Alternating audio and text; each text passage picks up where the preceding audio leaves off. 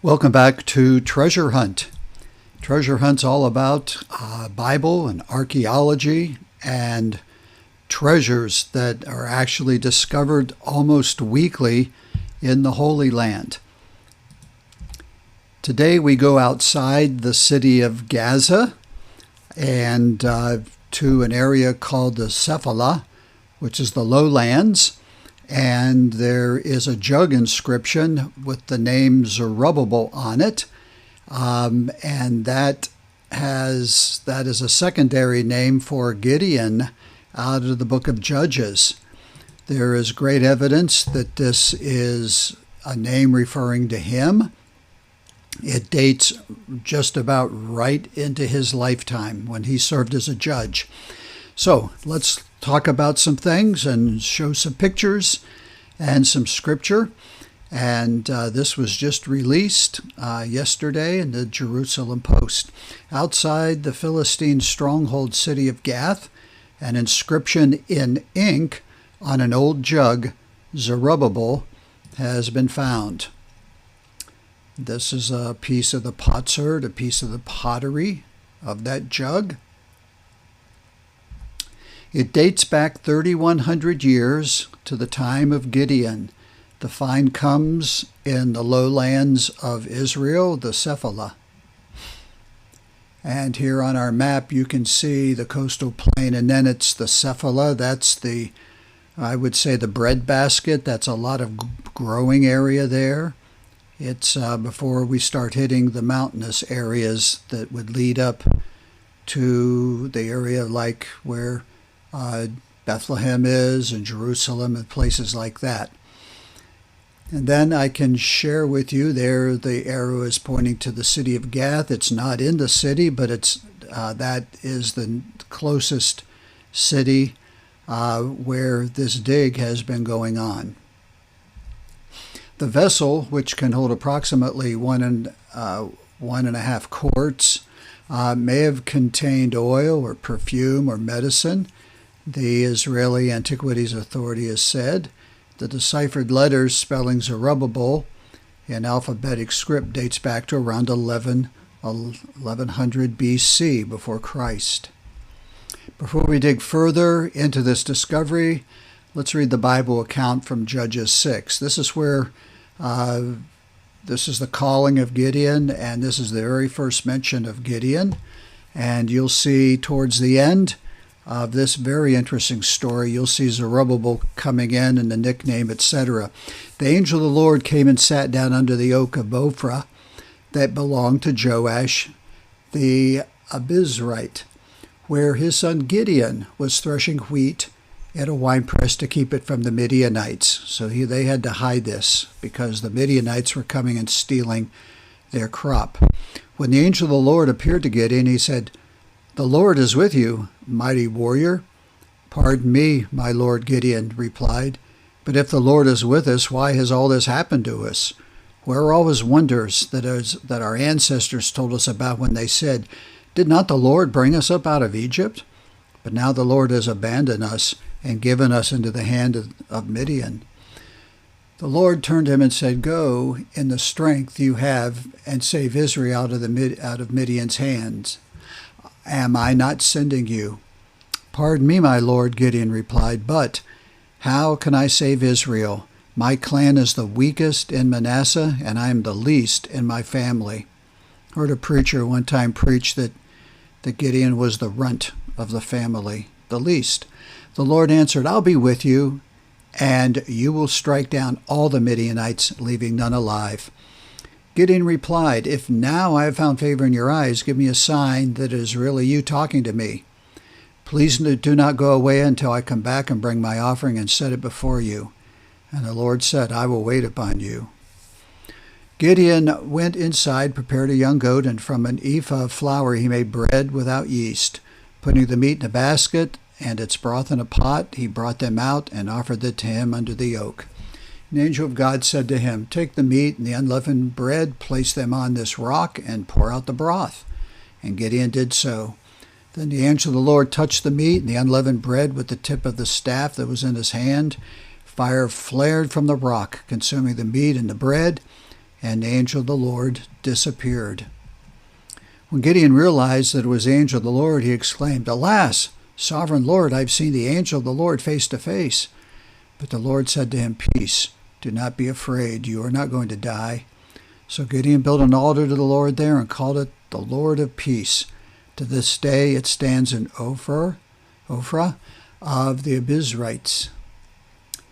That same night the Lord said to him, "Take the second bull from your father's herd, the one 7 years old. Tear down your father's altar to Baal and cut down the Asheroth pole beside it. Then build a proper kind of altar to the Lord your God on top of this height. Using the wood of the Asheroth pole that you cut down, offer the second bull as a burnt offering." So Gideon took 10 of his servants and did as the Lord told him. Because he was afraid of his family and the townspeople, he did it at night rather than the daytime. In the morning, when the people of the town got up, there was Baal's altar demolished, with the Asherah pole beside it cut down, and the second bull sacrificed on the newly built altar. Then they asked each other, "Who did this?" And when they carefully investigated, they were told, "Gideon, son of Joash, did it." The people of the town demanded of Joash, "Bring out your son. He must die because he has broken down Baal's altar and cut down the Asherah pole beside it." But Joash replied to the hostile crowd around him, "Are you going to plead Baal's cause? Are you going to try to save him? Whoever fights for him shall be put to death by morning. If Baal really is a god, then he can defend himself when someone breaks down his altar." So because Gideon broke down Baal's altar, they gave him the name Zerubbabel, that day saying, "Let Baal contend with him." You can see how far the Israelites had gone back to Baal worship and how far they'd strayed from the Lord. That's why Gideon had these questions. He said, "I've only heard about the great things of God. I didn't really believe. I'm starting to believe, where is God?" And there the Lord was visiting him. The angel of the Lord was there. And they talked to him about this. As we read in the scripture above, Zerubbabel was a nickname Gideon's father gave him, and the people started calling him after the contest between Baal and what is actually the calling of the true God of Israel, Jehovah. Zerubbabel was a common name in Bible days. The Zerubbabel we know most about was the man we read in another book, in the book of Ezra, and he led the first Jewish exiles back to build the second temple in Jerusalem, and that's in a year yet to come in Gideon's life. Gideon would go on from here to unite Israel and defeat the Midianites, as the angel of the Lord promised, who plundered Israel's crop and caused great havoc among the people. They were in bondage to them. God gave Gideon his army, and we all know the story of the 300 men, to attack the camp of the Midianites and rout them exactly as the Lord said would happen. So once again, Gideon is used along with Zerubbabel if you read that story in Judges chapter 7. Now let's look at just a few pictures of this archaeological find. There's the piece of the potsherd with the name on it. And actually it's two pieces being held together. And when you find broken pottery, it does become, to archaeologists, a puzzle. It's not just a puzzle to put together, but it's a life and a lifestyle that comes back together and creates another window to the past. This is the archaeological area that they are digging. Of course, they rock it off, so to start with, it becomes like a grid.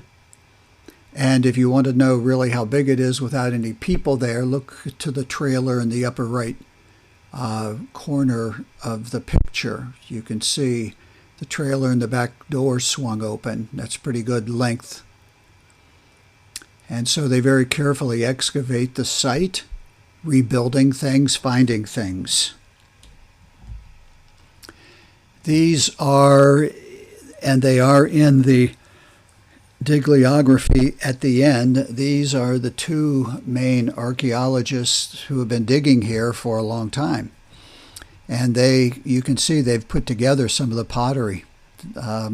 Looks like the one on the left is almost total.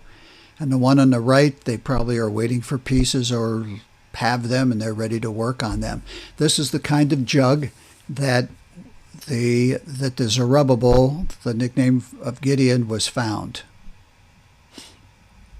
This dig has been going on since 2015, and so you can see 6 years into it. That's what they've found among some other things. So I want to thank you, and I'll keep you up to date on this as more finds come up. And these are the folks we want to give credit to for pictures, for research, for their life that they've given to the cause and to these organizations. Thank you for watching, and may God bless you.